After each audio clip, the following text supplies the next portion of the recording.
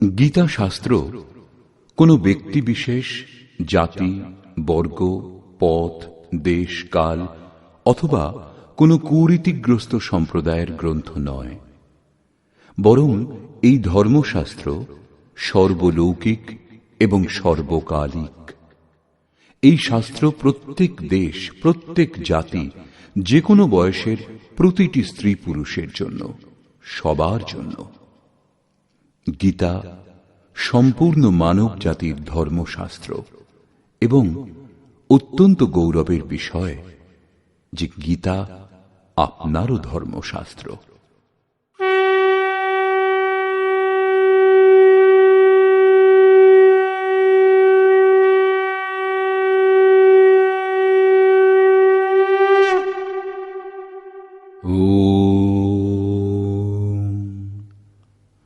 শ্রী পরমাত্মনে নমঃ। যথার্থ গীতা, শ্রীমদ্ ভগবৎ গীতা, অথ তৃতীয় অধ্যায়। দ্বিতীয় অধ্যায়ে ভগবান শ্রীকৃষ্ণ বলেছেন যে এই বুদ্ধি তোমার জন্য জ্ঞান মার্গের বিষয় বলা হয়েছে।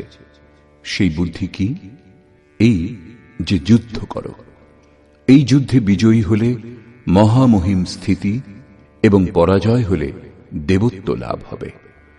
জয়লাভ করলে সর্বস্ব এবং পরাভব হলে দেবত্ব, কিছু লাভ হবেই। অতএব এই দৃষ্টিতে লাভ লোকসান দুটিতেই কিছু না কিছু লাভ হবে, কিঞ্চিত মাত্র ক্ষতি নেই। পুনরায় বললেন, এখন তুমি নিষ্কাম কর্মযোগের বিষয়ে শোনো, যে বুদ্ধির সঙ্গে যুক্ত হয়ে তুমি কর্মবন্ধন থেকে সম্পূর্ণরূপে মুক্ত হয়ে যাবে। পুনরায় এই কর্মের বিশেষত্বের উপর আলোকপাত করলেন। কর্ম করবার সময় সাবধান হতে বললেন এবং ফলের আকাঙ্ক্ষা ত্যাগ করতে বললেন। কামনা শূন্য হয়ে কর্মে প্রবৃত্ত হতে বললেন। বললেন, কর্ম করবার সময় অশ্রদ্ধাও যেন না হয়, তাহলেই তুমি কর্মবন্ধন থেকে মুক্ত হবে। মুক্ত হবে ঠিকই, কিন্তু সে বিষয়ে তোমার অবস্থান সম্বন্ধে তোমার অবহিত থাকার কথা নয়। অতএব অর্জুনের নিষ্কাম কর্মযোগ অপেক্ষা জ্ঞানমার্গই সহজ বলে বোধ হল। তিনি জিজ্ঞাসা করলেন, হে জনার্দন, নিষ্কাম কর্মযোগ অপেক্ষা জ্ঞানমার্গই যদি আপনার বিচারে শ্রেষ্ঠ, তবে কেন আমাকে এই ভয়ঙ্কর কর্মে নিযুক্ত করছেন?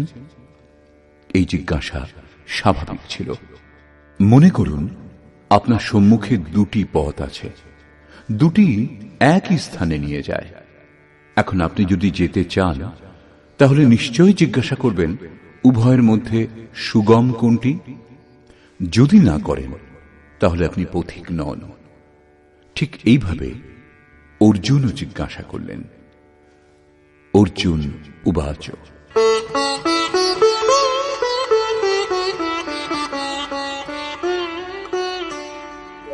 जायसी चेत् कर्मणस्ते मता बुद्धिर्जनार्दन तत्किं कर्मणि घोरे मां नियोजयसि केशव। জনগণের প্রতি দয়ালু জনার্দন, যদি নিষ্কাম কর্মযোগ অপেক্ষা জ্ঞানযোগ শ্রেষ্ঠ বলে আপনার অভিমত, তাহলে হে কেশব, আমাকে ভয়ঙ্কর কর্মযোগে কেন নিযুক্ত করছেন? নিষ্কাম কর্মযোগ অর্জুনের ভয়ঙ্কর বলে মনে হল, কারণ এতে কর্মেই তোমার অধিকার আছে, ফলে নয়। কর্ম করবার সময় অশ্রদ্ধাও যেন না হয় এবং নিরন্তর সমর্পণের মধ্যে দিয়ে যোগে দৃষ্টি নিবদ্ধ করে কর্মে প্রবৃত্ত হও। জ্ঞান মার্গে পরাজয় হলে দেবত্ব, জয়লাভ করলে মহামহিম স্থিতি লাভ হবে। লাভ লোকসান স্বয়ং নির্ণয় করে এগিয়ে যেতে হবে। অর্জুনের নিষ্কাম কর্মযোগ অপেক্ষা জ্ঞানযোগ সহজ বলে বোধ হল।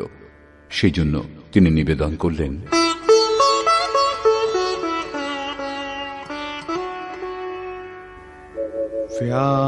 व्यामिश्रेणेव वाक्येन बुद्धिं मोहयसीव मे तदेकं वद निश्चित्य येन श्रेयोऽहमाप्नुयाम्।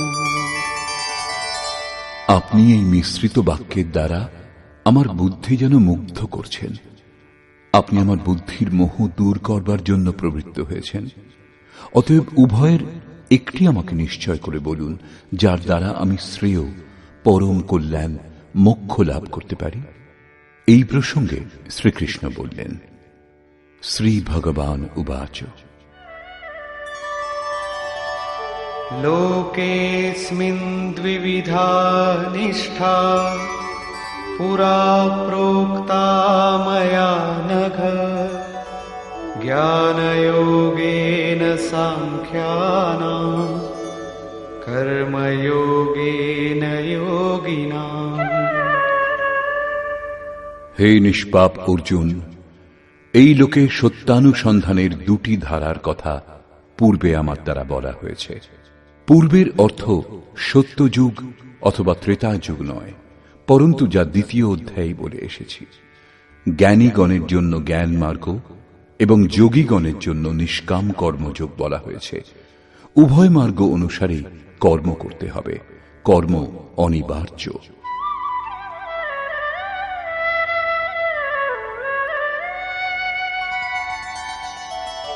न कर्मणामनारम्भात् नैष्कर्म्यं पुरुषोऽश्नुते न च सन्न्यसनादेव सिद्धिं समधिगच्छति। অর্জুন, কর্ম আরম্ভ না করে কেউ নৈষ্কর্ম লাভ করতে পারে না, এবং যে ক্রিয়া আরম্ভ করা হয়েছে তা পরিত্যাগ করলেই ভগবৎ প্রাপ্তিরূপ পরম সিদ্ধি লাভ হয় না।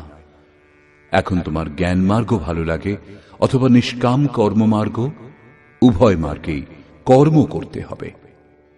প্রায় এই ক্ষেত্রে ভগবৎ পথে লোকে সহজ পথ এবং সুরক্ষা খুঁজতে আরম্ভ করে। কর্মানুষ্ঠান না করেই নিষ্কর্মী হওয়া যায়, যেন এই ধরনের ভুল না হয়। সেই জন্য শ্রীকৃষ্ণ জোর দিলেন যে কর্ম আরম্ভ না করে কেউ নৈষ্কর্ম লাভ করতে পারে না। শুভাশুভ কর্মের শেষ যেখানে, পরম নৈষ্কর্মের সেই স্থিতি কর্ম করেই লাভ করা যায়। সেইরূপ বহু লোকে বলে যে আমরা জ্ঞানমার্গী, জ্ঞানমার্গে কর্ম নেই। এইরূপ বললেই কর্মত্যাগী জ্ঞানী হয় না। যে ক্রিয়া আরম্ভ হয়েছে তা ত্যাগ করলেই কেউ ভগবৎ সাক্ষাৎকার রূপ পরম সিদ্ধি লাভ করে না। কারণ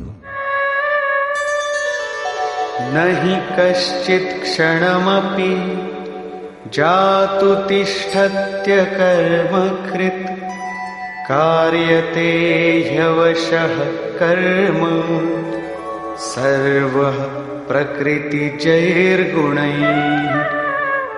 কর্ম না করে কোনো পুরুষ ক্ষণমাত্র থাকতে পারে না, কারণ সকলেই প্রকৃতিজাত গুণত্রয় দ্বারা মোহমুগ্ধ হয়ে কর্ম করে। প্রকৃতি ও প্রকৃতিজাত গুণ যতক্ষণ পর্যন্ত সক্রিয়, ততক্ষণ পর্যন্ত কোনো পুরুষ কর্ম না করে থাকতে পারে না। চতুর্থ অধ্যায়ের 33 ও 37তম শ্লোকে শ্রীকৃষ্ণ বলেছেন, সকল কর্ম জ্ঞানে শেষ হয়, জ্ঞানাগ্নি সমস্ত কর্ম ভস্মসাৎ করে। এখানে বলছেন কর্ম না করে কেউ থাকতে পারে না। তিনি কি বলতে চাইছেন? তার বলবার অর্থ হল যে যজ্ঞ করতে করতে ত্রিগুণাতীত হলে মনের বিলয় এবং সাক্ষাৎকারের সঙ্গে যজ্ঞের পরিণাম লাভ হলে কর্ম শেষ হয়ে যায়। সেই নির্ধারিত ক্রিয়া পূর্ণ হওয়ার আগে কর্ম সম্পূর্ণ হয় না। প্রকৃতির হাত থেকে রেহাই পাওয়া যায় না।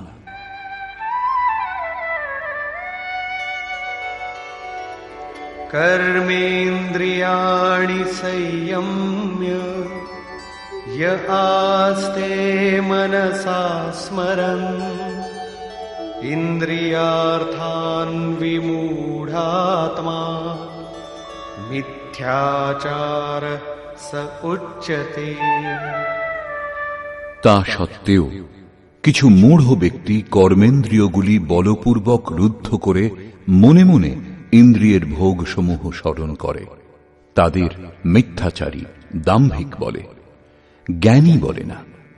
একথা প্রমাণিত যে কৃষ্ণকালেও এই ধরনের সংস্কার ছিল। লোকে যা করণীয় তা ত্যাগ করে ইন্দ্রিয়গুলি বলপূর্বক রুদ্ধ করে বলে বেড়াত যে আমি জ্ঞানী, আমি পূর্ণ। কিন্তু শ্রীকৃষ্ণ বলছেন যে তারা সকলেই ধূর্ত।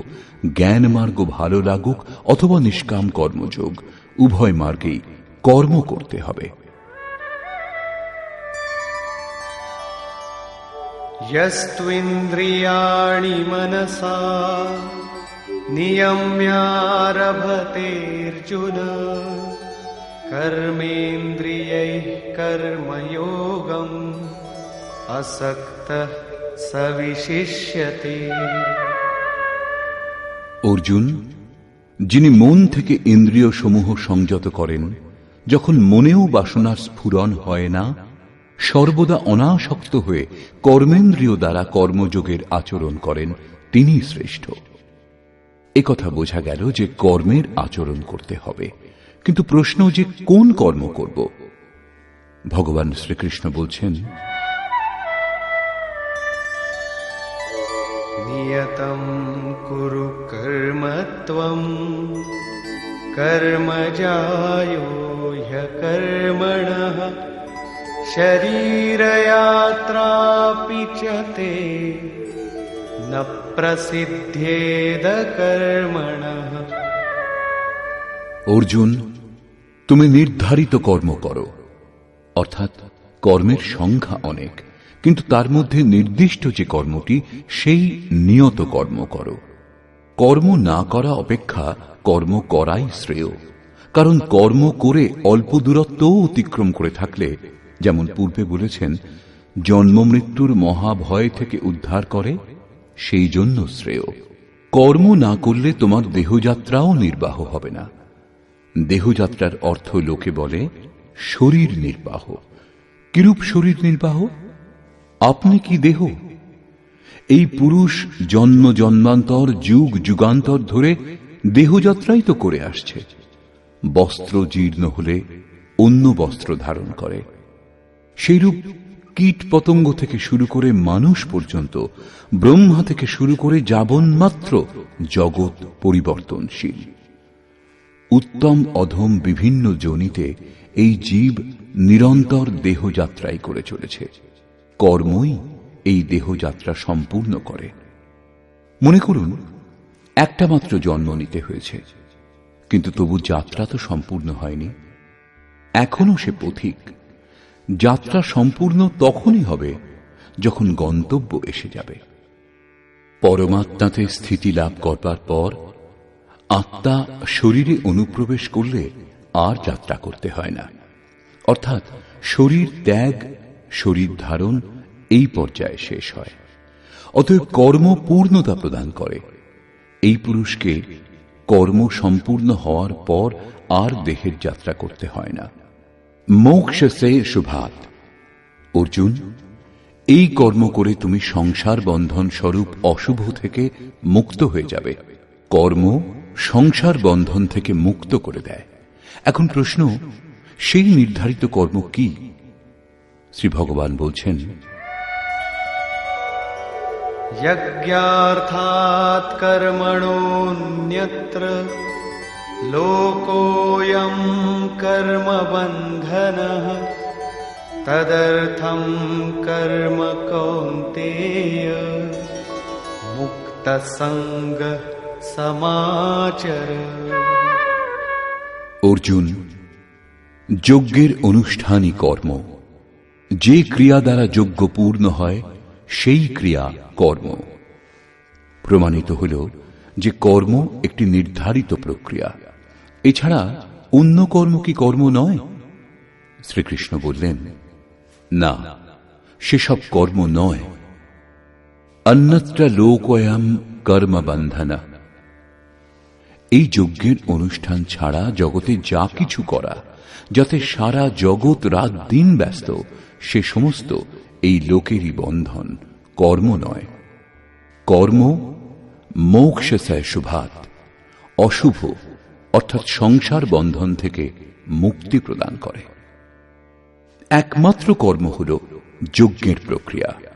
অতএব অর্জুন, সেই যজ্ঞ সম্পূর্ণ করার জন্য সঙ্গদোষ থেকে পৃথক অবস্থান করে উত্তম রূপে কর্মের আচরণ করো। সঙ্গদোষ থেকে পৃথক না হলে এই কর্ম সম্পূর্ণ হয় না। এখন স্পষ্ট হল যে যজ্ঞের অনুষ্ঠানকেই কর্ম বলে, কিন্তু এখানে পুনরায় এক নূতন প্রশ্নের উদয় হল যে সেই যজ্ঞ কি যার অনুষ্ঠান করা হবে। সেই জন্য প্রথমে যজ্ঞ কি তা না বলে শ্রীকৃষ্ণ বললেন যে যজ্ঞের উৎপত্তি হল কোত্থেকে, যজ্ঞ থেকে আমরা কি ফল লাভ করি তার বিশেষত্ব বললেন, এবং চতুর্থ অধ্যায়ে স্পষ্ট করেছেন যে যজ্ঞ কি যার অনুষ্ঠান করলে কর্মের আরম্ভ হবে। যোগেশ্বর শ্রীকৃষ্ণের বাণীর নিপুণতাতে এটা স্পষ্ট হয় যে যে বিষয়ের বর্ণনা করবেন প্রথমে তিনি তার বিশেষত্বের বর্ণনা করলেন যাতে শ্রদ্ধা জাগে। তারপর তিনি তাতে যে সতর্কতা অবলম্বন করতে হয় তার উপর আলোকপাত করলেন এবং অবশেষে মুখ্য সিদ্ধান্ত প্রতিপাদন করলেন।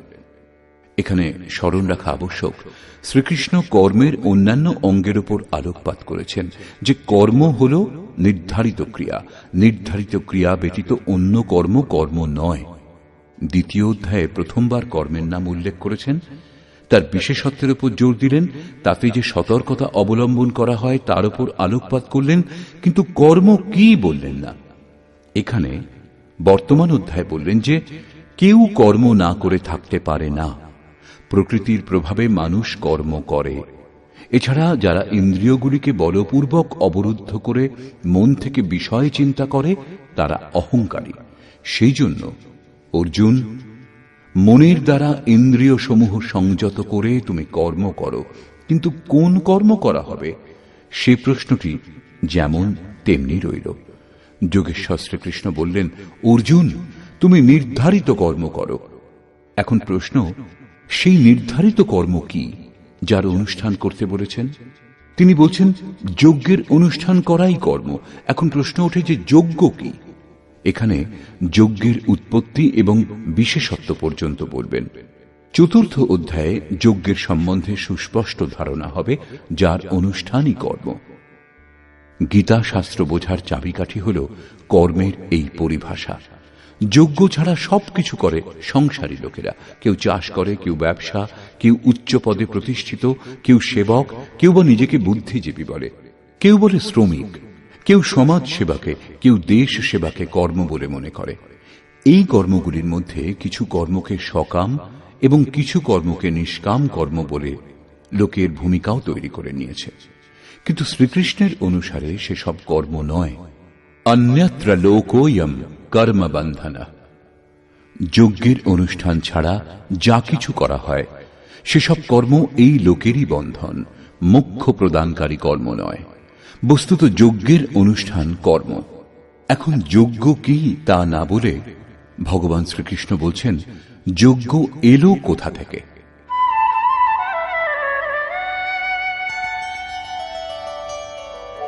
सहयज्ञाः प्रजा सृष्ट्वा पुरोवाच प्रजापतिः अनेन प्रसविष्यध्वम् एषवोस्त्विष्टकामधु।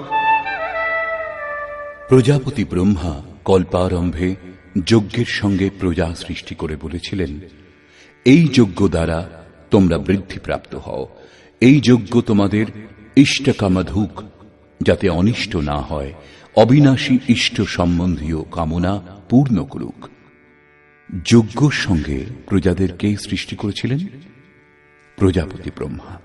ব্রহ্মাকে তিনি কি চতুর্মুখ এবং অষ্টচক্ষু বিশিষ্ট কোন দেবতা যেমন প্রচলিত আছে? শ্রীকৃষ্ণের অনুসারে দেবতা নামের কোনো আলাদা সত্তা নেই। তাহলে প্রজাপতি কে? বস্তুত যিনি প্রজার মূল উদ্গম, পরমাত্মাতে স্থিতি লাভ করেছেন, সেই মহাপুরুষই প্রজাপতি। বুদ্ধি ব্রহ্মা। অহংকার শিব বুদ্ধি অচ মনসী চিত্ত মহান। সেই সময় বুদ্ধি যন্ত্র মাত্র হয়। এইরূপ মহাপুরুষের মাধ্যমে পরমাত্মাই কথা বলেন। ভজনের বাস্তবিক ক্রিয়া আরম্ভ হলে বুদ্ধির ক্রমবিকাশ হয়। শুরুতে সেই বুদ্ধি ব্রহ্মবিদ্যার সঙ্গে সংযুক্ত হওয়ার জন্য তাকে ব্রহ্মবিদ বলা হয়। ক্রমশ সমস্ত বিকার শান্ত হলে, ব্রহ্মবিদ্যাতে শ্রেষ্ঠতা লাভ করলে তাকে ব্রহ্মবিদ্যর বলা হয়। ধীরে ধীরে বিকাশ আরো সূক্ষ্ম হলে, বুদ্ধির আরো বিকাশ হয়, তখন তাকে ব্রহ্মবিদ্যরিয়ান বলে। সেই অবস্থা লাভ হলে ব্রহ্মবিদ্যেতা পুরুষ অন্যকে উত্থান মার্গে নিয়ে যাওয়ার যোগ্যতা অর্জন করেন। বুদ্ধির পরাকাষ্ঠা হল ব্রহ্মবিদ্যরিষ্ট, অর্থাৎ ব্রহ্মবিতের সেই অবস্থা যাতে ইষ্ট ওতপ্রোত। এইরূপ স্থিতি লাভ করেছেন যিনি, তিনি প্রজার মূল উদ্গম পরমাত্মায় স্থিত থাকেন। এরূপ মহাপুরুষের বুদ্ধি যন্ত্রমাত্র, তাঁদেরই প্রজাপতি বলা হয়। তাঁরা প্রকৃতির দ্বন্দ্বের বিশ্লেষণ করে আরাধনা ক্রিয়ার রচনা করেন। যজ্ঞের অনুরূপ সংস্কার প্রদান করাই প্রজা সৃষ্টি। এর পূর্বে সমাজ অচৈতন্য এবং অব্যবস্থিত অবস্থাতে থাকে। যজ্ঞের অনুরূপ এদের গড়ে তোলাই হল সৃষ্টি, অর্থাৎ সুসজ্জিত করা। এইরূপ মহাপুরুষ সৃষ্টির আরম্ভে যজ্ঞের সঙ্গে প্রজার সৃষ্টি করেছেন। কল্প রোগমুক্ত করে, বৈদ্য কল্প প্রদান করেন, আবার কেউ কায়া কল্প করে। এটা অবশ্য শরীরের ক্ষণিক কল্প। যথার্থ কল্প তখনই হয় যখন ভবরোগ থেকে মুক্তি লাভ হয়। আরাধনার আরম্ভ এই কল্পের প্রারম্ভিক অবস্থা। আরাধনা সম্পূর্ণ হলেই কল্প সম্পূর্ণ হবে। সেইরূপ পরমাত্ম স্বরূপে স্থিত মহাপুরুষগণ ভজনের আরম্ভে যজ্ঞের সঙ্গে সংস্কার সুসংগঠিত করে বললেন, এই যজ্ঞ দ্বারা তোমরা সমৃদ্ধ হও। কিরূপ সমৃদ্ধি? সেই সমৃদ্ধি কি কাঁচা ঘরবাড়ি পাকা করা, বেশি উপার্জন করা? বলছেন না, যজ্ঞ ইষ্টকামধুক, ইষ্ট সম্বন্ধীয় কামনা পূর্ণ করবে। ইষ্ট একমাত্র পরমাত্মা, সেই পরমাত্মা সম্বন্ধীয় কামনা পূর্ণ করে এই যজ্ঞ। এখানে এ প্রশ্ন স্বাভাবিক যে যজ্ঞ সরাসরি পরমাত্মার প্রাপ্তি করাবে নাকি ক্রমে ক্রমে চলার পর?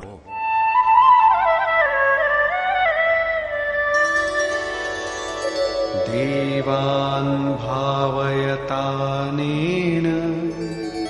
তে দেবা ভাবয়ন্তু বহ পরস্পরম ভাবয়ন্তঃ শ্রেয়ঃ পরমবাপ্স্যথ। এই যজ্ঞ দ্বারা দেবতাগণের উন্নতি করো, অর্থাৎ দৈবী সম্পদের বৃদ্ধি করো। সেই দেবতাগণও তোমাদের উন্নত করবেন। এইরূপ পরস্পরের উন্নতি দ্বারা পরম শ্রেয়, যার পর কিছু লাভ করা বাকি থাকবে না, এইরূপ পরম কল্যাণ লাভ করবে। যেমন যেমন আমরা যজ্ঞের অনুষ্ঠান করব, পরে যজ্ঞের অর্থ আরাধনার বিধি হবে, তেমন তেমন হৃদয়ে দৈবী সম্পদ অর্জন হতে থাকবে। পরম দেব এক পরমাত্মা। সেই পরম দেবে স্থিতি লাভ করতে সাহায্য করে যে সম্পদ, অন্তঃকরণে যে সজাতীয় প্রবৃত্তি বিদ্যমান, সেই সজাতীয় প্রবৃত্তি সমূহই দৈবী সম্পদ। কারণ এদের সাহায্যেই পরম দেবের প্রাপ্তি হয়, সেজন্য দৈবী সম্পদ বলা হয়। বাহ্য জগতের দেবতা পাথর জল নয়, যেমন লোকে কল্পনা করে। যোগেশ্বর শ্রীকৃষ্ণের বাণীতে তাদের অস্তিত্ব নেই। তিনি আরো বলছেন,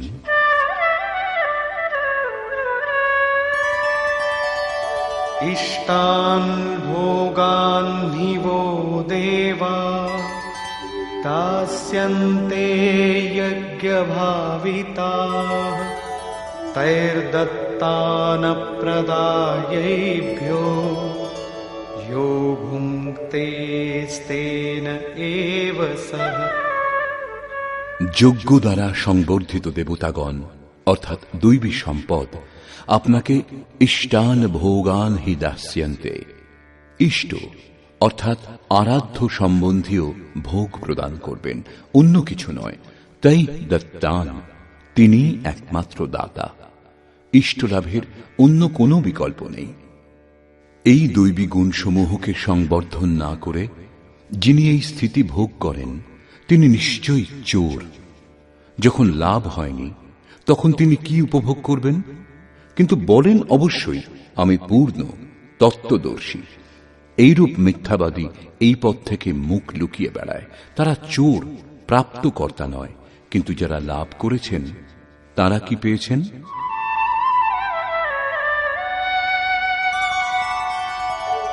यज्ञशिष्टाशिनः सन्तो मुच्यन्ते सर्वकिल्बिषैः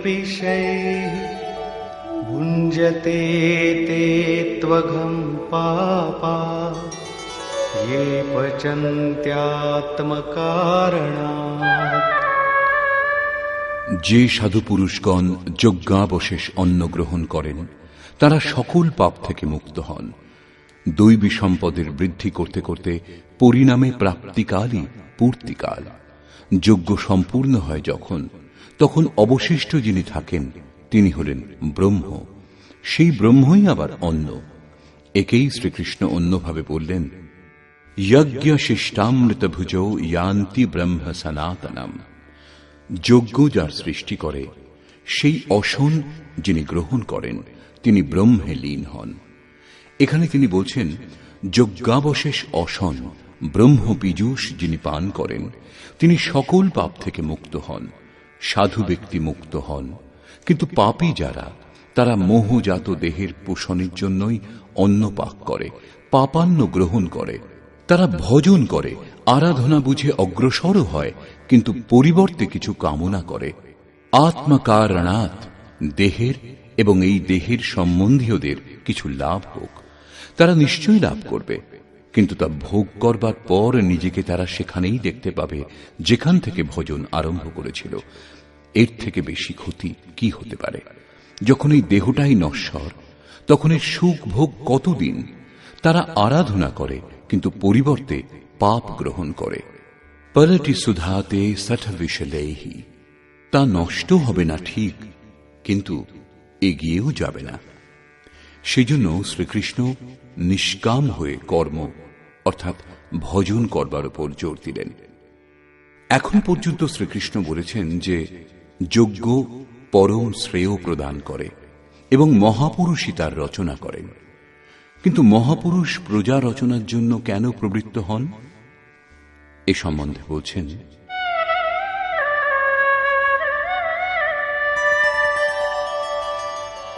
अन्नाद् भवन्ति भूतानि पर्जन्यादन्न सम्भवः यज्ञाद् भवति पर्जन्यो यज्ञः कर्म समुद्भवः कर्म ब्रह्मोद्भवं विद्धि ब्रह्माक्षरसमुद्भवम् तस्मात् सर्वगतं ब्रह्म नित्यं यज्ञे प्रतिष्ठितम्। অন্ন থেকে সমস্ত প্রাণী উৎপন্ন হয়। অন্নং ব্রহ্মেতি ব্যজানাৎ, পরমাত্মাই অন্ন। সেই ব্রহ্ম পীযূষকেই উদ্দেশ্য করে প্রাণীগণ যজ্ঞের দিকে অগ্রসর হয়। বৃষ্টি থেকে অন্নের উৎপত্তি হয়। মেঘ থেকে যে বৃষ্টি হয় তা নয়, পরন্তু কৃপা বৃষ্টি। পূর্ব সঞ্চিত যজ্ঞ কর্মই এই জন্মে যেখানে সাধনাতে ব্যবধান উৎপন্ন হয়েছিল সেখানেই ইষ্ট কৃপারূপে বর্ষিত হয়। আজকের আরাধনা কাল কৃপারূপে লাভ হবে, সেই জন্য যজ্ঞ দ্বারা বৃষ্টি হয়। স্বাহা উচ্চারণ এবং তিল জবের আহুতি মাত্র দিলেই যদি বর্ষা হতো, তাহলে বিশ্বের অধিকাংশ মরুভূমি অনুর্বর কেন রয়েছে? উর্বর হয়ে থাকত। এখানে যজ্ঞের পরিণাম কৃপা বৃষ্টি। এই যজ্ঞের অনুষ্ঠান কর্ম দ্বারা হয়। কর্ম করে গেলেই একদিন যজ্ঞ সম্পূর্ণ হয়। সেই কর্ম বেদ থেকে উৎপন্ন জানবে। বেদ হল ব্রহ্মস্থিত মহাপুরুষের বাণী। যে তত্ত্ব অবিদিত তার প্রত্যক্ষ অনুভূতির নাম বেদ, কিছু শ্লোক সংগ্রহ নয়। বেদ অবিনাশী পরমাত্মা থেকে উৎপন্ন হয়েছে জানবে। একথা মহাত্মাগণ বলেছেন, কিন্তু তাঁরা এবং পরমাত্মা ভিন্ন নন। তাঁদের মাধ্যমে অবিনাশী পরমাত্মাই কথা বলেন। সেই জন্যই বেদকে অপৌরুষেয় বলা হয়। মহাপুরুষগণ বেদ পেলেন কোথা থেকে? অবিনাশী পরমাত্মা থেকে বেদের জন্ম হয়েছে। সেই মহাপুরুষগণ, এবং তিনি অভিন্ন, তাঁরা যন্ত্রমাত্র। সেই জন্য তাঁদের মাধ্যমে পরমাত্মাই কথা বলেন। কারণ যজ্ঞের অনুষ্ঠান করে যখন মন নিরুদ্ধ হয়, তখনই পরমাত্মাকে জানা যায়। সেই জন্য সর্বব্যাপী পরম অক্ষর পরমাত্মা সর্বদা যজ্ঞেই প্রতিষ্ঠিত। যজ্ঞের অনুষ্ঠানই তাকে লাভ করবার একমাত্র উপায়। এরই উপর ভগবান জোর দিলেন।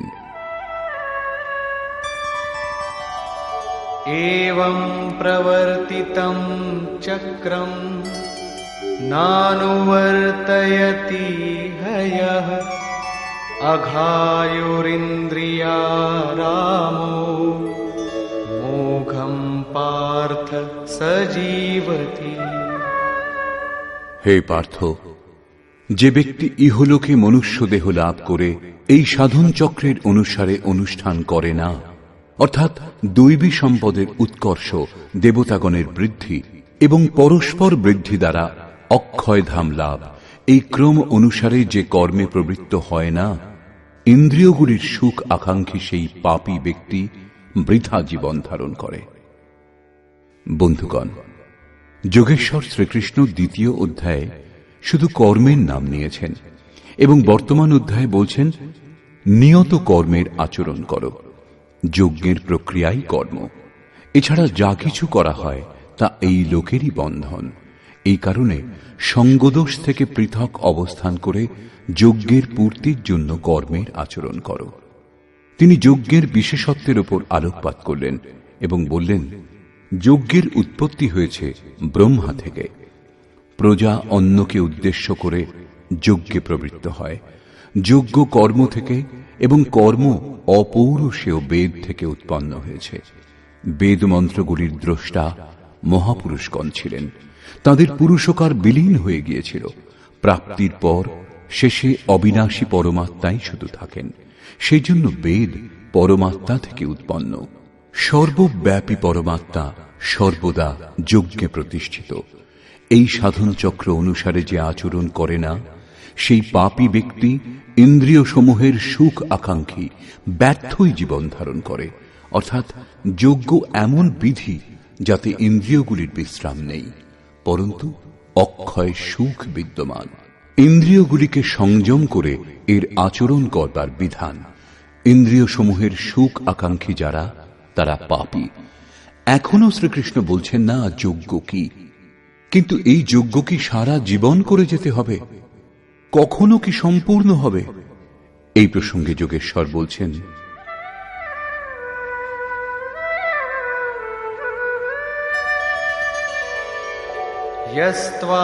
यस्त्वात्मरतिरेव स्यात् आत्मतृप्तश्च मानवः आत्मन्येव च सन्तुष्टः तस्य कार्यं न विद्यते। কিন্তু যে ব্যক্তি আত্মাতেই প্রীত, আত্মাতেই তৃপ্ত এবং আত্মাতেই সন্তুষ্ট, তার জন্য কোনো কর্তব্য বাকি থাকে না। এই হল লক্ষ্য। যখন অব্যক্ত, সনাতন, অবিনাশী আত্মতত্ত্ব লাভ হয়ে যায়, তখন আর কার অনুসন্ধান করা হবে? এরূপ পুরুষের কর্মের, আরাধনার প্রয়োজন হয় না। আত্মা ও পরমাত্মা একে অন্যের পর্যায়ভুক্ত। পুনরায় এর বর্ণনা করলেন, নৈব তস্য কৃতেনার্থো না কৃতেনেহ কশ্চন ন চাস্য সর্বভূতেষু কশ্চিদর্থব্যপাশ্রয়ঃ। এই সংসারে সেই পুরুষের কর্ম করেও কোনো লাভ নেই এবং কর্ম না করলেও কোনো লোকসান নেই। কিন্তু আত্মতত্ত্ব লাভ হওয়ার পূর্বে এর প্রয়োজন ছিল। তার সমগ্র প্রাণী জগতের সঙ্গে কোনো স্বার্থ সম্বন্ধ থাকে না। আত্মাই শাশ্বত, সনাতন, অব্যক্ত, অপরিবর্তনশীল ও ও অক্ষয়। যখন আত্মা লাভ হয়ে গেছে এবং তাতেই সন্তুষ্ট, তাতেই তৃপ্ত, তাতেই ওতপ্রোত এবং স্থিত আছেন, যখন এর থেকে শ্রেষ্ঠ কোনো সত্তা নেই, তখন কার খোঁজ করা হবে, কি লাভ হবে? সেই পুরুষের কর্ম ত্যাগ করলেও কোনো ক্ষতি নেই, কারণ বিকারের চিহ্ন যে চিত্তে পড়ে সেই চিত্তই বিলুপ্ত হয়ে গেছে। তার সকল ভূতে, বাহ্য জগতে এবং আন্তরিক সংকল্পের স্তরে কোনো উদ্দেশ্য থাকে না। সব থেকে বড় উদ্দেশ্য ছিল পরমাত্মাকে লাভ করা। যখন তাকে লাভ করেছেন, তখন অন্য কারুকে তার কি প্রয়োজন? তস্মাদসক্তঃ সততম কার্যং কর্ম সমাচর আসক্তো হ্যাচরन् কর্ম পরমাপ্নোতি পুরুষঃ। সেই স্থিতি লাভ করবার জন্য তুমি অনাসক্ত হয়ে নিরন্তর কার্যং কর্ম, করণীয় যে কর্ম, উত্তম রূপে সেই কর্মের অনুষ্ঠান করো। কারণ অনাসক্ত পুরুষ কর্মের অনুষ্ঠান করে পরমাত্মাকে লাভ করেন। নিয়ত কর্ম, কার্যং কর্ম এক। কর্মের প্রেরণা দিয়ে তিনি বললেন,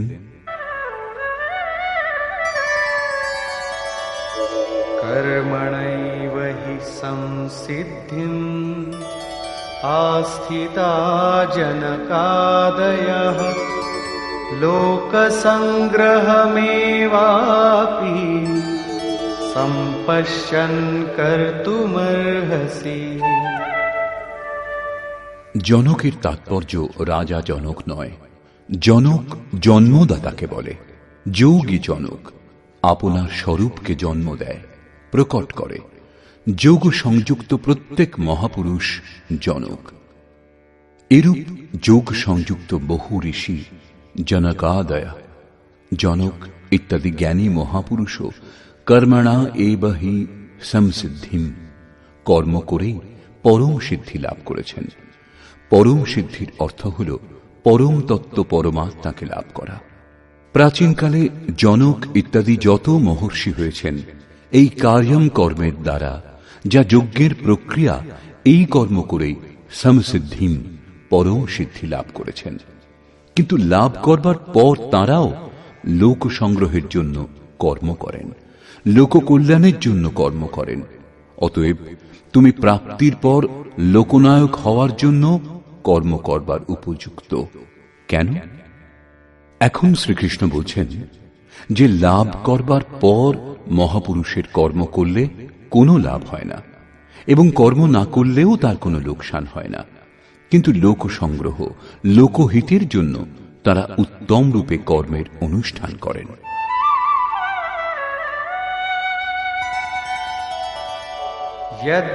যদ্যদাচরতি শ্রেষ্ঠঃ তত্তদেবেতরো জনঃ স যৎপ্রমাণং কুরুতে লোকস্তদনুবর্ততে। শ্রেষ্ঠ ব্যক্তি যা যা আচরণ করেন, সাধারণ লোকে তাই অনুকরণ করে। সেই মহাপুরুষ যা কিছু প্রমাণ করে দেন, অন্য লোকে তাই অনুসরণ করে। পূর্বে শ্রীকৃষ্ণ স্বরূপে স্থিত আত্মতৃপ্ত মহাপুরুষের অবস্থিতির ওপর আলোকপাত করেছেন। তাঁদের কর্ম করলে কোনো লাভ হয় না এবং ত্যাগ করলে কোনো লোকসানও হয় না।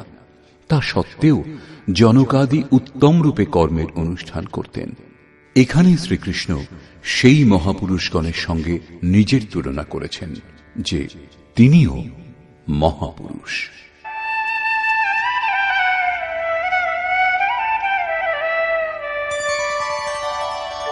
ন মে পার্থাস্তি কর্তব্যম ত্রিষু লোকেষু কিঞ্চন নানবাপ্তমবাপ্তব্যম বর্ত এব চ কর্মণি।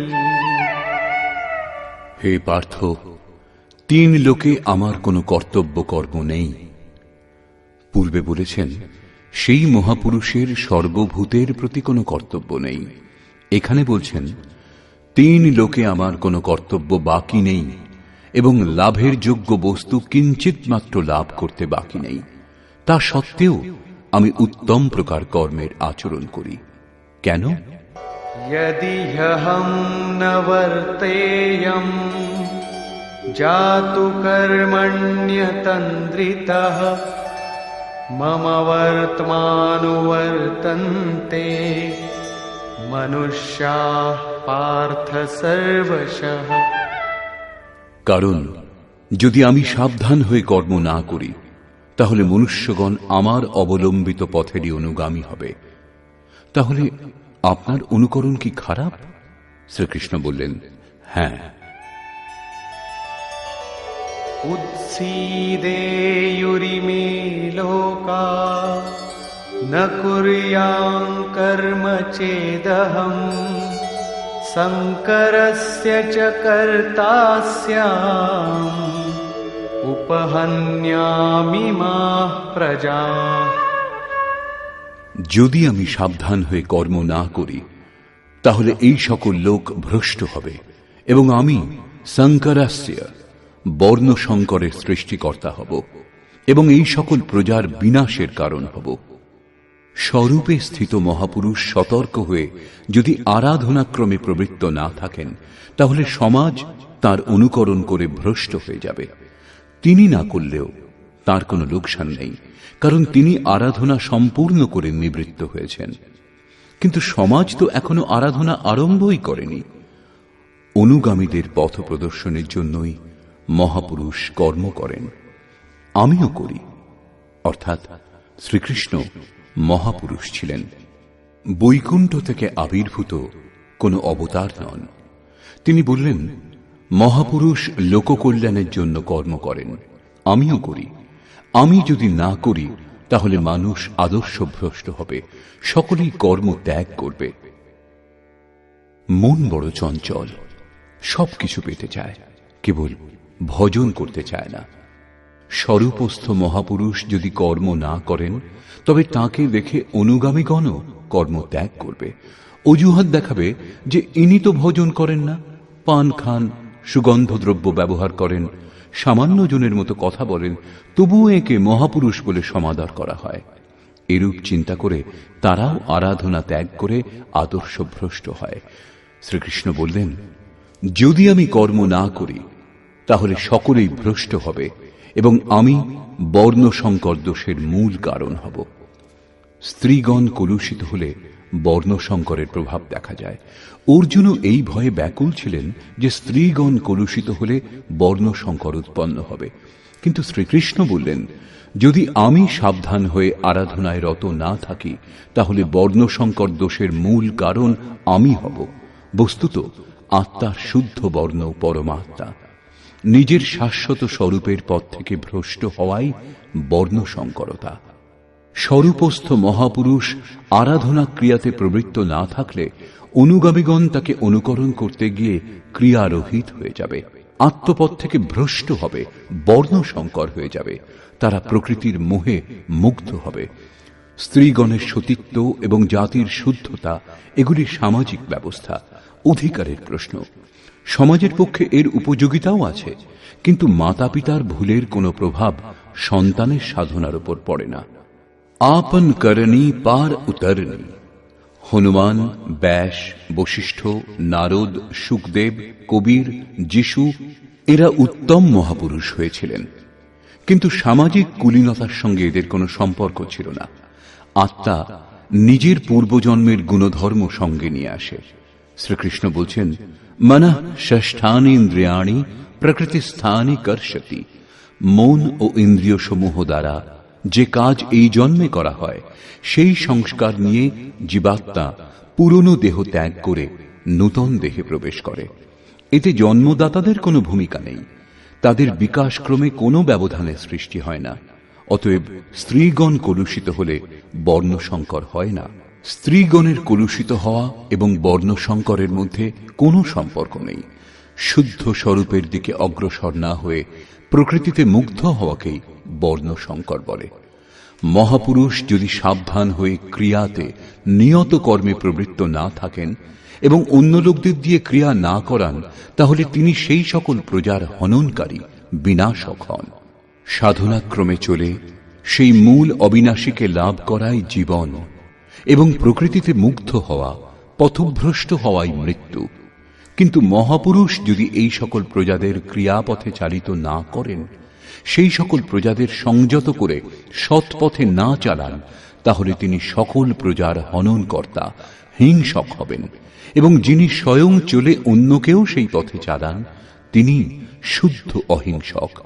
গীতা শাস্ত্র অনুসারে দেহের মৃত্যু নশ্বর কলেবরের মৃত্যু, পরিবর্তন মাত্র, হিংসা নয়।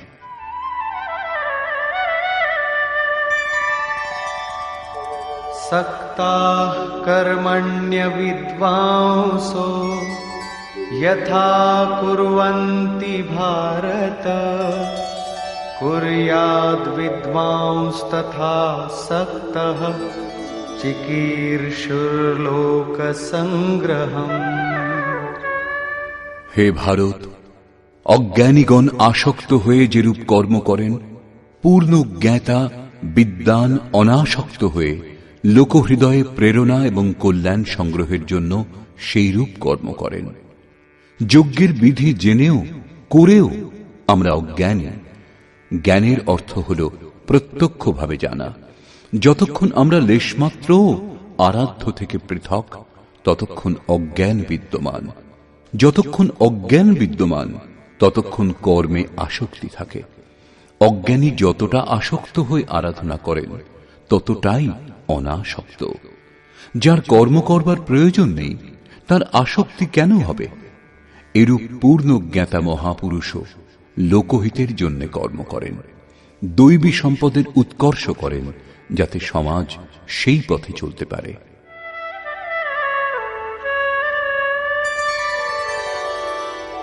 न बुद्धिभेदं जनयेद् अज्ञानां कर्मसंगिनां जोषयेत् सर्वकर्माणि विद्वान् युक्तः समाचरन्।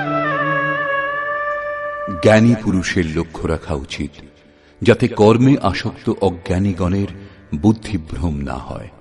অর্থাৎ স্বরূপস্থ মহাপুরুষগণ সতর্ক হয়ে আচরণ করবেন, যাতে অনুগামীদের মনে কর্মের প্রতি অশ্রদ্ধা উৎপন্ন না হয়। পরমাত্ম তত্ত্বের সঙ্গে সংযুক্ত মহাপুরুষের উচিত স্বয়ং উত্তম রূপে নির্ধারিত কর্ম করে তাদেরও সেই কর্ম করবার জন্য প্রেরণা দান।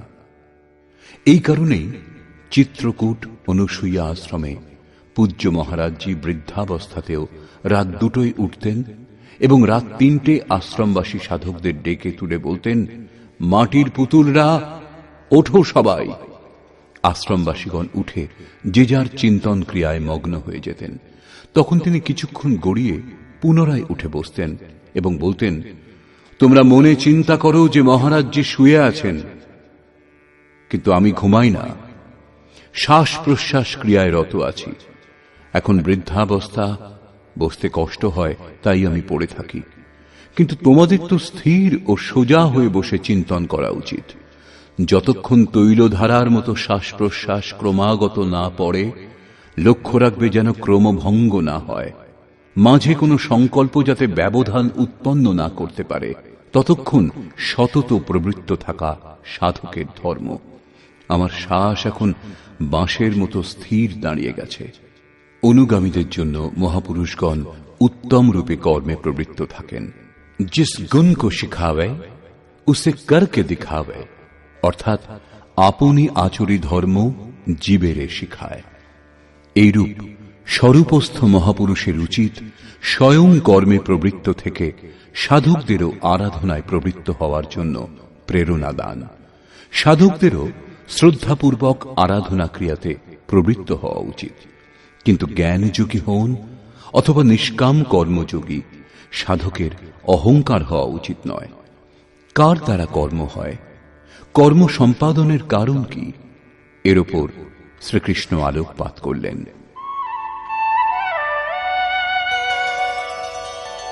প্রকৃতে ক্রিয়মাণানি गुणैः कर्माणि सर्वशः अहंकार विमूढात्मा कर्ताहमिति मन्यते। আরম্ভ থেকে পূর্ণ হওয়া পর্যন্ত কর্ম প্রকৃতির গুণত্রয় দ্বারা সম্পাদিত হয়। তা সত্ত্বেও অহংকারে যিনি বিশেষ রূপে মূঢ়, তিনি আমি কর্তা এই রূপ মনে করেন। একথা কিরূপে স্বীকার করা হবে যে আরাধনা প্রকৃতির গুণে হয়? এটা কি দেখেছেন? এই প্রসঙ্গে বলছেন, তত্ত্ববিত্তু মহাবাহো গুণকর্ম বিভাগয়োঃ গুণাগুণেষু বর্তন্তে ইতি মত্বা ন সজ্জতে। হে মহাবাহ, গুণবিভাগ এবং কর্মবিভাগকে তত্ত্ববিদ পরম তত্ত্ব পরমাত্মার সম্যক জ্ঞান বিশিষ্ট মহাপুরুষগণ দেখেছেন এবং সম্পূর্ণ গুণ গুণসমূহে বর্তিত। এরূপ চিন্তা করে তারা গুণ এবং কর্মের কর্তৃত্বে আসক্ত হন না। এখানে তত্ত্বের অর্থ পরম তত্ত্ব পরমাত্মা, 5টা অথবা 25টা তত্ত্ব নয়, লোকে যেমন কল্পনা করে থাকে। যোগেশ্বর শ্রীকৃষ্ণের বাণীতে তত্ত্ব একমাত্র পরমাত্মা, অন্য কোনো তত্ত্ব নেই। গুণাতীত হয়ে পরম তত্ত্ব পরমাত্মায় স্থিত মহাপুরুষ গুণের অনুসারে কর্মগুলির বিভাজন দেখতে পান। তামসিক গুণের প্রভাবে আলস্য, নিদ্রা, প্রমাদ, কর্মে প্রবৃত্ত না হওয়ার স্বভাব দেখা যায়। রাজসিক গুণের প্রভাবে আরাধনা থেকে সরে না আসার স্বভাব, শৌর্য এবং স্বামী ভাব দেখা যায়। সাত্ত্বিক গুণ কার্যরত হলে ধ্যান, সমাধি, অনুভবে উপলব্ধি, নিরন্তর চিন্তন, সরল স্বভাব হয়। গুণ পরিবর্তনশীল। প্রত্যক্ষদর্শী জ্ঞানী বুঝতে পারেন গুণ অনুসারে কর্মের উৎকর্ষ অপকর্ষ হয়। গুণ নিজের কর্ম করিয়ে নেয়, অর্থাৎ গুণ গুণে বর্তিত হয়। এরূপ চিন্তা করে প্রত্যক্ষ দ্রষ্টা কর্মে আসক্ত হন না। কিন্তু যিনি গুণের অতীত হতে পারেননি, এখনো পথিক, তাকে কর্মে আসক্ত থাকতে হবে। সেই জন্য বললেন, প্রকৃতের গুণ সম্মূঢ়াঃ সজ্জন্তে গুণ কর্মসু তান কৃৎস্নবিদো মন্দান কৃৎস্নবিন্ন বিচালয়েৎ। প্রকৃতির গুণের দ্বারা মুগ্ধ পুরুষগণ কর্মে ক্রমশ নির্মল গুণের উন্নতি দেখে তাতে আসক্ত হন। সেই অসম্পূর্ণ জ্ঞান বিশিষ্ট মন্দান শিথিল চেষ্টা যাদের, তাদের উত্তম জ্ঞান সম্পন্ন জ্ঞানী পুরুষ চালিত করবেন না, তাদের হতোৎসাহ করবেন না, উৎসাহ দেবেন। কারণ কর্ম করেই পরম নৈষ্কর্ম স্থিতি লাভ হবে। নিজের শক্তি ও স্থিতি বুঝে কর্মে প্রবৃত্ত জ্ঞানমার্গী সাধকের উচিত গুণের প্রভাবে কর্মের আচরণ হচ্ছে বলে যেন মনে করেন। নিজেকে কর্তা ভেবে অহংকারী যেন না হয়ে যান। নির্মল গুণলাভ হলেও তাতে আসক্ত যেন না হন। কিন্তু নিষ্কাম কর্মযোগীর কর্ম এবং গুণের বিশ্লেষণ করে সময় নষ্ট করা উচিত নয়। তাকে আত্মসমর্পণ করে শুধু কর্মে প্রবৃত্ত থাকতে হবে। কোন গুণ কার্যরত তা দেখার ভার ইষ্টের। গুণের পরিবর্তন এবং ক্রমশ উত্থান তিনি ইষ্টের কৃপা বলে মনে করেন।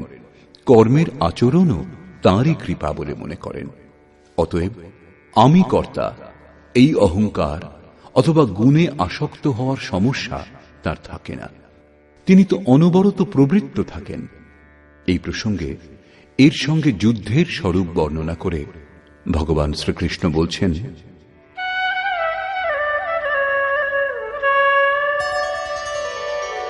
ময়ি সর্বাণি কর্মাণি সন্ন্যস্যাধ্যাত্মচেতসা নিরাশীর্নির্মমো ভূত্বা যুধ্যস্ব বিগতজ্বরঃ।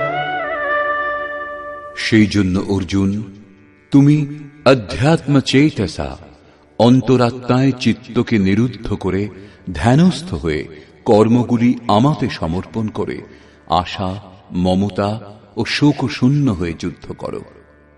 যখন চিত্ত ধ্যানস্থ, লেশমাত্র কিছু পাওয়ার আশা নেই, কর্মের প্রতি আসক্তি নেই, অসফলতার সন্তাপ নেই, তখন সেই পুরুষ যুদ্ধ কি করবেন? যখন চারিদিক থেকে চিত্ত সংযত হয়ে হৃদয় দেশে নিরুদ্ধ হয়ে আসছে, তখন সেই পুরুষ যুদ্ধ করতে যাবেন কেন? কার সঙ্গে যুদ্ধ করবেন? সে স্থানে কে বা আছে? বাস্তবে যখন আপনি ধ্যান করতে আরম্ভ করবেন, তখনই যুদ্ধের আসল স্বরূপ আপনি বুঝতে পারবেন। কাম, ক্রোধ, রাগ, দেশ, আশা, তৃষ্ণা ইত্যাদি বিকার সমূহ বিজাতীয় প্রবৃত্তিগুলি যাদের কুরু বলা হয়, এরা সংসারে যাতে প্রবৃত্তি হয় তারই চেষ্টা করবে, বিঘ্নরূপে ভয়ঙ্কর আক্রমণ করবে। এদের সঙ্গে সংঘর্ষের নামই যুদ্ধ। একে অতিক্রম করে যাওয়াই হল বাস্তবিক যুদ্ধ। এদের নিশ্চিহ্ন করে অন্তরাত্মায় মনকে স্থির করা, ধ্যানস্থ হওয়াই যথার্থ যুদ্ধ। এর ওপর পুনরায় জোর দিলেন।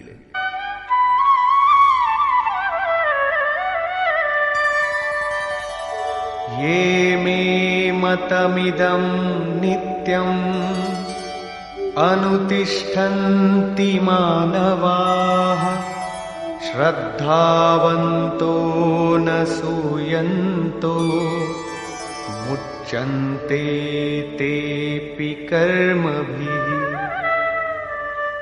অর্জুন, যারা দোষ ও দৃষ্টি শূন্য হয়ে শ্রদ্ধাবান আত্মসমর্পণের সঙ্গে আমার এই মতের সর্বদা অনুষ্ঠান করেন যে যুদ্ধ করো, তারা সকল কর্ম থেকে মুক্ত হন। যোগেশ্বর শ্রীকৃষ্ণের এই আশ্বাস কেবল হিন্দু, মুসলমান অথবা খ্রিস্টানদের জন্য নয়, পরন্তু মানুষ মাত্রের জন্য। তার বাণী হল যুদ্ধ করো। এই আদেশ থেকে মনে হয় যেন এই উপদেশ কেবল যুদ্ধাকাঙ্ক্ষী ব্যক্তিদের জন্যই ছিল। অর্জুনের সম্মুখে সৌভাগ্যবশত কুরুক্ষেত্রের যুদ্ধের পরিস্থিতি ছিল, কিন্তু আপনার সম্মুখে কোনো যুদ্ধস্থিতি নেই। তাহলে গীতা শাস্ত্রের উপদেশ আপনার কি কাজে লাগবে? কারণ কর্ম থেকে মুক্ত হওয়ার একমাত্র উপায় যুদ্ধ। এটা তাদের জন্য বিবৃত করা হয়েছে, বাস্তবে কিন্তু তা নয়। বস্তুত এটা অন্তর্দেশের যুদ্ধ, ক্ষেত্র এবং ক্ষেত্রজ্ঞের, বিদ্যা এবং অবিদ্যার, ধর্মক্ষেত্র এবং কুরুক্ষেত্রের সংঘর্ষ। আপনি যেমন যেমন ধ্যানে চিত্তকে নিরুদ্ধ করবার চেষ্টা করবেন, তেমন তেমন বিজাতীয় প্রবৃত্তিগুলি বিঘ্নরূপে ভয়ঙ্করভাবে আক্রমণ করবে। তাদের শান্ত করে চিত্তকে নিরুদ্ধ করার চেষ্টাই যুদ্ধ। যিনি দোষ দৃষ্টি মুক্ত হয়ে শ্রদ্ধাপূর্বক এই যুদ্ধে প্রবৃত্ত হন, তিনি কর্মবন্ধন থেকে, বারবার আসা যাওয়া থেকে সম্পূর্ণরূপে মুক্ত হয়ে যান। যারা এই যুদ্ধে প্রবৃত্ত হয় না, তাদের কোন গতি হয়? এ প্রসঙ্গে বলছেন, ये त्वेतदभ्यसूयन्तो नानुतिष्ठन्ति मे मतम् सर्वज्ञानविमूढांस्तान् विद्धि नष्टान चेतसः। যে দোষ দৃষ্টিযুক্ত অচেতসঃ অর্থাৎ মোহনিশায় অচেতন ব্যক্তিগণ আমার এই মতের অনুসারে অনুষ্ঠান করে না, অর্থাৎ ধ্যানস্থ হয়ে আশা, মমতা, সন্তাপ রহিত হয়ে আত্মসমর্পণ করে যুদ্ধে প্রবৃত্ত হয় না, সর্বজ্ঞান বিমূঢ়ান, জ্ঞান পথে সর্বদা মোহমুক্ত সেই ব্যক্তিগণকে তুমি কল্যাণভ্রষ্টই জানবে। যদি এটাই সত্য, তাহলে লোকে এর অনুষ্ঠান করে না কেন? এই প্রসঙ্গেও বললেন, सदृशं चेष्टते स्वस्याः प्रकृतेर्ज्ञानवानपि प्रकृतिं यान्ति भूतानि निग्रहः किं करिष्यति। সকল প্রাণী নিজের প্রকৃতিকে অনুসরণ করে, স্বীয় স্বভাবের বশীভূত হয়ে কর্মে অংশগ্রহণ করে। প্রত্যক্ষদর্শী জ্ঞানীও নিজের প্রকৃতির অনুরূপ কার্য করেন। প্রাণী নিজের কর্ম অনুসারে আচরণ করে, জ্ঞানী নিজ স্বরূপ অনুসারে। যেমন যার প্রকৃতির প্রভাব, সে সেরকমই কার্য করে থাকে, এটা স্বতঃসিদ্ধ। কেউ এর হাত থেকে নিস্তার পায় না। এই কারণেই সবাই আমার মতানুযায়ী কর্মে প্রবৃত্ত হতে পারে না। তারা আশা, মমতা, সন্তাপ, শব্দান্তরে রাগ, দেশ এদের ত্যাগ করতে পারে না, যার জন্য কর্মের সম্যক আচরণ হয় না। একেই আরো স্পষ্ট করলেন এবং অন্য কারণ দেখালেন। ইন্দ্রিয়স্যেন্দ্রিয়স্যার্থে রাগদ্বেষৌ ব্যবস্থিতৌ তয়োর্ন বশমাগচ্ছেৎ তৌ হ্যস্য পরিপন্থিনৌ। ইন্দ্রিয় এবং ইন্দ্রিয়গুলির ভোগে রাগ দেশ স্থিত, এই দুটির বশীভূত হওয়া উচিত নয়। কারণ এই কল্যাণ পথে কর্মমুক্ত হওয়ার প্রত্যক্ষ পদ্ধতিতে রাগ ও দেশ শত্রু হিসেবে দুর্ধর্ষ আরাধনাতে বাধার সৃষ্টি করে। শত্রু যখন অন্তরে, তখন বাইরে কার সঙ্গে কে যুদ্ধ করবে? ভোগের সংসর্গে শত্রু থাকে এবং আমাদের অন্তঃকরণেই বাস করে। কাজেই এই যুদ্ধ অন্তঃকরণের যুদ্ধ। কারণ দেহটাই ক্ষেত্র, যার মধ্যে স্বজাতীয় বিজাতীয় দুটি প্রবৃত্তি বিদ্যা এবং অবিদ্যা রূপে থাকে, যারা মায়ারই দুটি অঙ্গ। এই প্রবৃত্তিগুলির অতীত হওয়া, স্বজাতীয় প্রবৃত্তিকে আয়ত্ত করে বিজাতীয়কে নিশ্চিহ্ন করাই যুদ্ধ। বিজাতীয় নিশ্চিহ্ন হলে স্বজাতীয়ের উপযোগিতা আর থাকে না। স্বরূপের ছোঁয়ায় স্বজাতীয় তার অন্তরালে বিলীন হয়ে যায়। এইভাবে প্রকৃতির পার পাওয়াই যুদ্ধ, যা ধ্যান দ্বারা সম্ভব। রাগ দেশ শান্ত করতে সময় লাগে। সেই জন্য বহু সাধক ক্রিয়া ত্যাগ করে সহসা মহাপুরুষের অনুকরণ করতে আরম্ভ করেন। শ্রীকৃষ্ণ এর থেকে সাবধান করলেন।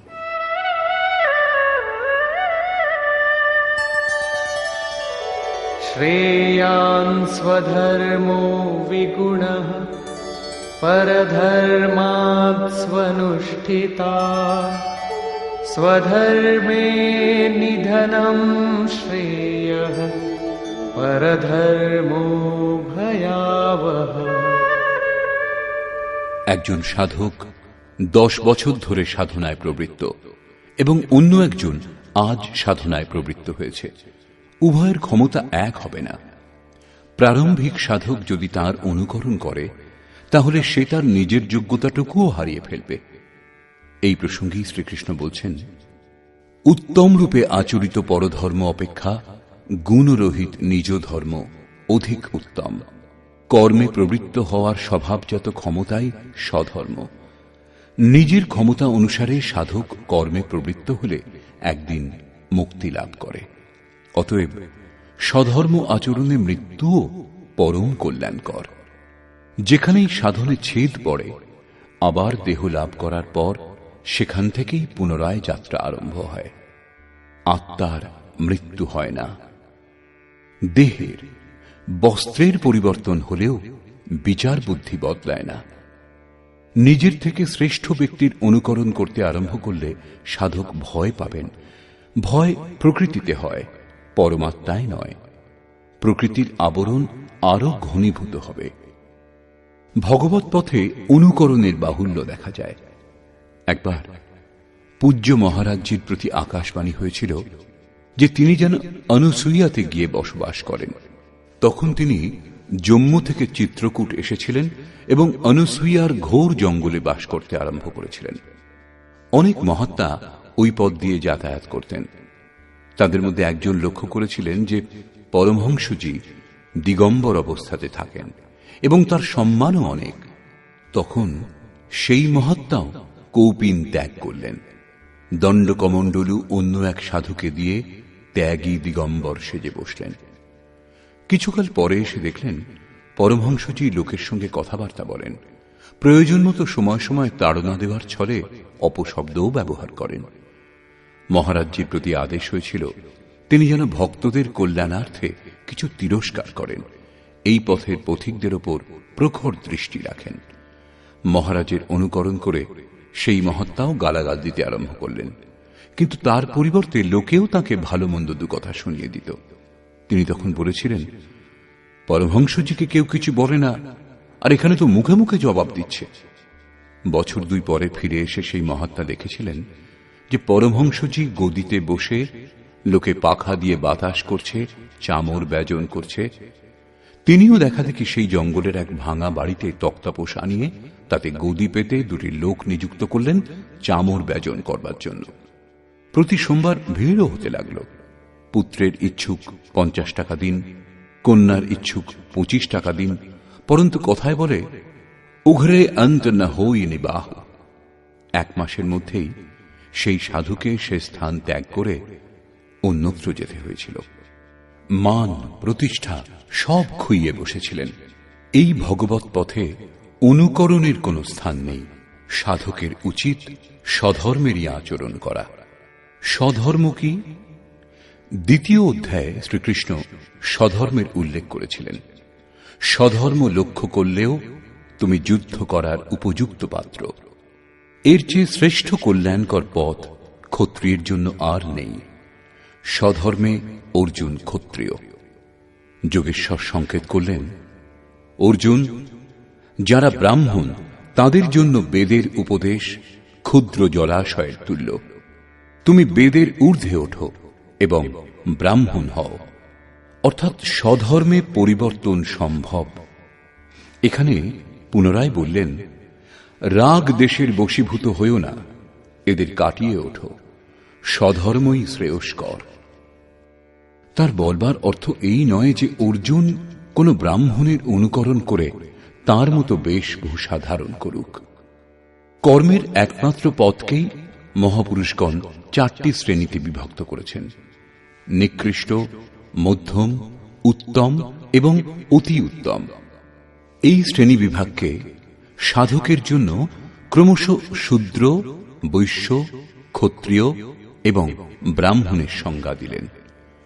শূদ্র স্থিতি সেবা ধর্ম থেকেই কর্মের আরম্ভ হয় এবং সাধনাক্রমে ওই সাধকই ব্রাহ্মণের স্থিতি লাভ করতে পারেন। এর পরের অবস্থাতে সাধক যখন পরমাত্মায় স্থিতি লাভ করেন তখন ন ব্রাহ্মণ ন ক্ষত্রিয় ন বৈশ্য ন শূদ্র চিদানন্দরূপ শিবোহম শিবোহম। তিনি বর্ণগুলির ঊর্ধ্বে উঠে যান। এ কথাই শ্রীকৃষ্ণও বললেন যে চাতুর্বর্ণং ময়া সৃষ্টং, এই 4 বর্ণের সৃষ্টিকর্তা আমি। তাহলে কি জন্মের আধারে মানুষের জাতি বিভাগ করা হয়েছে? না, গুণ কর্ম বিভাগশ, গুণের আধারে কর্ম বিভাগ করেছি। কর্ম কি? তা কি সাংসারিক কর্ম? শ্রীকৃষ্ণ বললেন, না, তা হল নিয়ত কর্ম। এই নিয়ত কর্ম কি? তিনি বললেন, যজ্ঞের প্রক্রিয়াই নিয়ত কর্ম, যার দ্বারা শ্বাসকে প্রশ্বাসে আহুতি, প্রশ্বাসকে শ্বাসে আহুতি, ইন্দ্রিয় সংযম ইত্যাদি, যার শুদ্ধ অর্থ হল আরাধনা, যোগ সাধনা। আরাধ্য দেব পর্যন্ত পৌঁছিয়ে দেয় যে বিধি বিশেষ, তাই হল আরাধনা। এই আরাধনা কর্মকেই 4টি শ্রেণীতে বিভাগ করা হয়েছে। যার যেমন ক্ষমতা, সেই ক্ষমতা অনুযায়ী নিজ শ্রেণী থেকেই তার আরম্ভ করা উচিত। একেই বলে সকলের নিজ নিজ ধর্ম। যদি কেউ শ্রেষ্ঠ পুরুষের অযৌক্তিক অনুকরণ করে তাহলে তা বিড়ম্বনার কারণ হয়ে দাঁড়ায়। তার নাশ হবে না, কারণ এতে বীজের নাশ নেই, কিন্তু সে প্রকৃতির চাপে ভয়াক্রান্ত, দিনহীন নিশ্চয়ই হয়ে যাবে। যদি প্রথম শ্রেণীর কোনো ছাত্র স্নাতক শ্রেণীতে বসতে আরম্ভ করে তাহলে কি তার পাঠ্য বিষয় বোধগম্য হবে? সে প্রারম্ভিক বর্ণমালা থেকেও বঞ্চিত হয়ে যাবে। অর্জুন প্রশ্ন করলেন যে মানুষ স্বধর্মের আচরণ করতে পারে না কেন? अर्जुन उवाच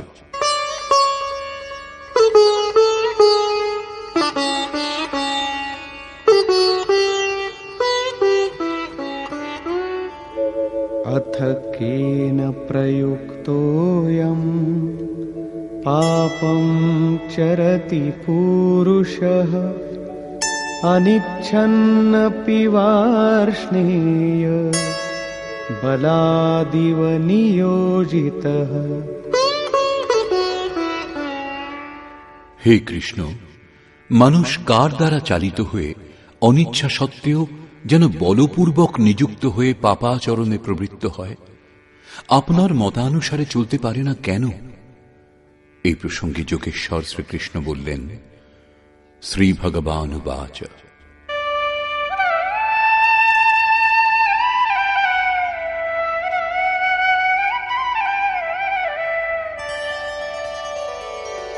कामैष क्रोधैष रजो गुणसमुद्भवः महाशनो महापाप्मा विद्येनमिह वैरिणम्। অর্জুন, রজোগুণজাত এই কাম এবং এই ক্রোধ অগ্নির ন্যায় ভোগে অতৃপ্ত, অত্যন্ত ক্ষতিকারক। কাম ক্রোধ রাগ দেশের পূরক। একটু আগেই আমি যা চর্চা করেছি, এই বিষয়ে তুমি এদেরই শত্রু জানবে। এখন এদের প্রভাব সম্বন্ধে বলছেন।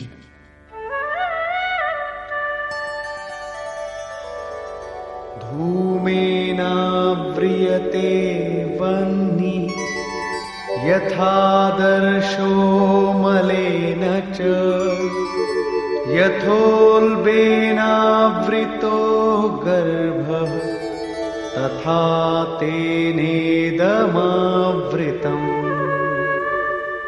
যেরূপ ধূম দ্বারা অগ্নি, ময়লা দ্বারা দর্পণ এবং জরায়ুর দ্বারা গর্ভ আবৃত থাকে, সেরূপ কাম ক্রোধাদি বিকার সমূহ দ্বারা এই জ্ঞান আবৃত থাকে। ভিজে কাঠ জ্বালালে কেবল ধোঁয়াই হয়, আগুন থাকা সত্ত্বেও শিখার রূপ নিতে পারে না। ময়লা দিয়ে ঢাকা দর্পণে যেরূপ প্রতিবিম্ব স্পষ্ট হয় না, জরায়ুর দ্বারা যেরূপ গর্ভ আবৃত থাকে, সেরূপ এই বিকারগুলি থাকতে পরমাত্মার প্রত্যক্ষ জ্ঞান হয় না। आवृतं ज्ञानमेतेन ज्ञानिनो नित्यवैरिणा कामरूपेण कौन्तेय दुष्पूरेणानलेन च।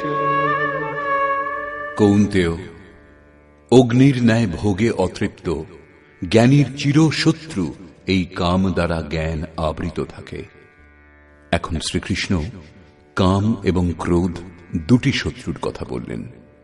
এই শ্লোকে তিনি কেবল একটা শত্রু কামের বিষয় বললেন।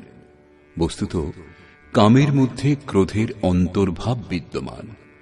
কামনা পূর্ণ হলে ক্রোধ শান্ত হয়, কিন্তু কামনা শেষ হয় না। কামনা পূরণে বাধা উৎপন্ন হলেই পুনরায় ক্রোধ জেগে ওঠে। কামের অন্তরালে ক্রোধ নিহিত থাকে।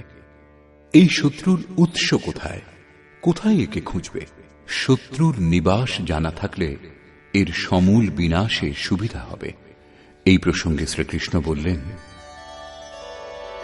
ইন্দ্রিয়াণি মনো বুদ্ধি अस्याधिष्ठानमुच्यते एतैर्विमोहयत्येष ज्ञानमावृत्य देहिनम्।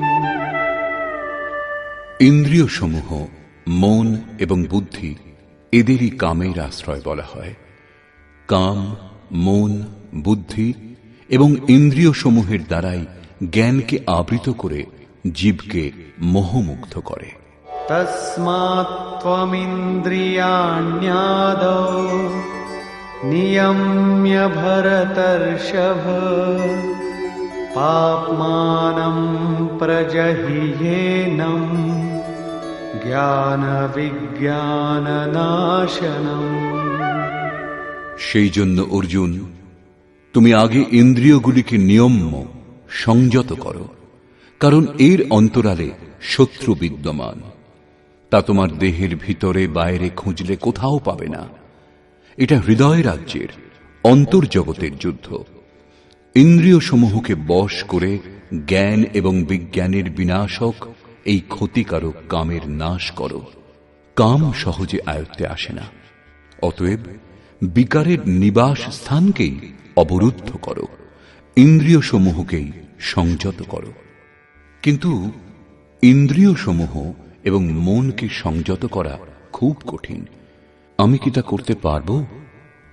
এই প্রসঙ্গে শ্রীকৃষ্ণ তাঁর সামর্থ্য বলে উৎসাহ দিচ্ছেন।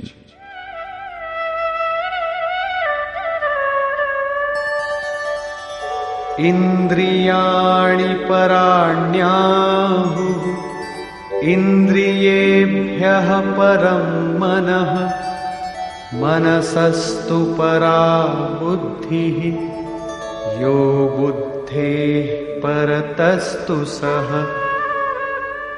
অর্জুন, এই দেহ থেকে ইন্দ্রিয়গণকে শ্রেষ্ঠ অর্থাৎ সূক্ষ্ম এবং বলবান বলে জানবে।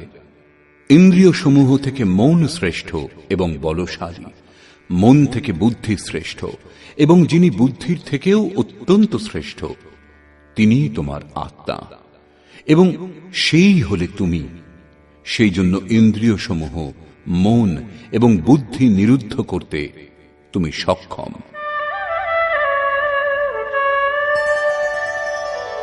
एवं बुद्धेः परं बुद्ध्वा संस्तभ्यात्मानमात्मना जहि शत्रुं महाबाहो कामरूपं दुरासदम्।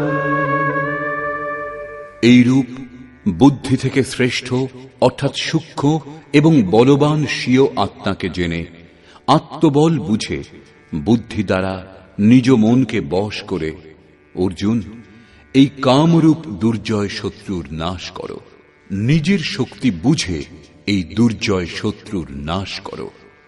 কাম দুর্জয় শত্রু। ইন্দ্রিয়গুলির সাহায্যে কাম আত্মাকে মোহমুগ্ধ করে। তাই নিজের শক্তি বুঝে আত্মাকে বলবান জেনে কামরূপ শত্রুর বিনাশ করো। এখানে বলা আবশ্যক, এই শত্রু আন্তরিক এবং যুদ্ধ অন্তর্জগতেরই। নিষ্কর্ষ, প্রায় গীতা শাস্ত্রের যারা ভক্ত এবং ব্যাখ্যাকার তারা বর্তমান অধ্যায়ের নাম কর্মযোগ দিয়েছেন, কিন্তু এটা সঙ্গত বলে মনে হয় না। দ্বিতীয় অধ্যায়ে যোগেশ্বর কর্মের নাম নিয়েছেন। তিনি কর্মের মহত্ব প্রতিপন্ন করে তার মনে কর্মজিজ্ঞাসা জাগ্রত করলেন এবং বর্তমান অধ্যায়ে তিনি কর্মকে পরিভাষিত করলেন যে যজ্ঞের প্রক্রিয়া কর্ম। এখানে একথা প্রমাণিত হচ্ছে যে যজ্ঞ কোনো নির্ধারিত দিক অর্থাৎ বিধি বিশেষ। এছাড়া জগতে যা কিছু করা হয় তা এই লোকেরই বন্ধন। শ্রীকৃষ্ণ যে কর্ম সম্বন্ধে বলবেন সে কর্ম মোক্ষসে শুভাত অর্থাৎ সংসার বন্ধন থেকে মুক্তিদায়ক কর্ম। শ্রীকৃষ্ণ যজ্ঞের উৎপত্তির বিষয়ে বললেন। যজ্ঞ থেকে আমরা কি ফল লাভ করি তার বিশেষত্বের চিত্রণ করলেন। যজ্ঞ অনুষ্ঠানের উপর জোর দিলেন।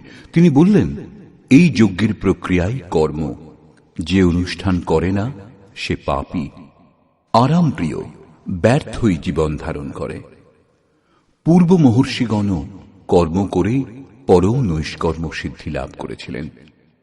তারা আত্মতৃপ্ত, তাদের আর কর্মের প্রয়োজন নেই।